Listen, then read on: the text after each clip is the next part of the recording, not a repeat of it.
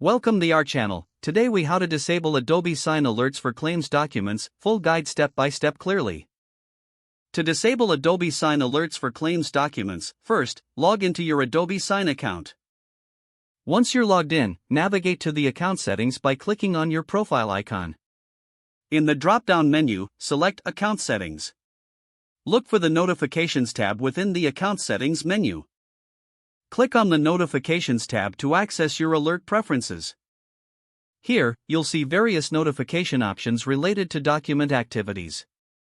Find the section related to claims documents or alerts. Uncheck or toggle off the specific alerts you wish to disable. After making your selections, scroll down to the bottom of the page. Click on the Save button to apply your changes. To ensure your settings were updated, you can log out and then back in.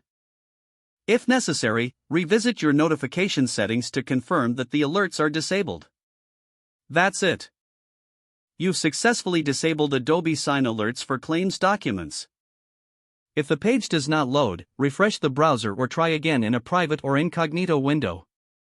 Make sure you are using the correct email address, then retype it carefully to avoid small typos. If your password is not accepted, use the reset option and create a new strong password you can remember. Check your spam folder for verification or security emails, then complete any requested confirmation steps.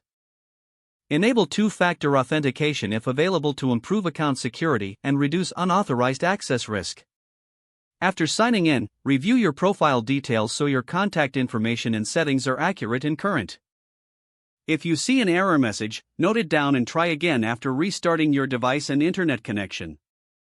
Log out when you finish, especially on shared devices, to keep your account and payment information secure. If the page does not load, refresh the browser or try again in a private or incognito window. Make sure you are using the correct email address, then retype it carefully to avoid small typos. If your password is not accepted, use the reset option and create a new strong password you can remember. Check your spam folder for verification or security emails, then complete any requested confirmation steps.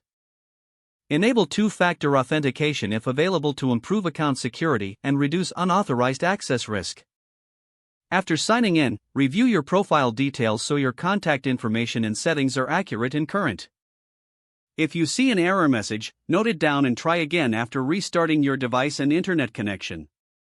Don't forget to like this video and subscribe to our channel for more step-by-step tech guides.